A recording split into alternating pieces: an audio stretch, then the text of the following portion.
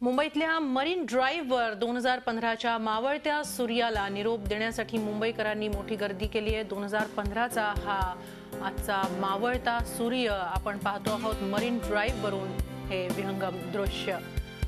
आज 31 डिसेंबरच्या रात्री नववर्षाचं स्वागत करण्यासाठी ठिकठिकाणी पर्यटक जमा होत आहेत, गर्दी होतीये। मुंबईचे समुद्र किनारेही याला अपवाद नाही आहेत आणि आता आपण पाहतो आहोत तो मरीन ड्राईव्हचा हे विहंगम दृश्य मरीन ड्राईव्हवरचं।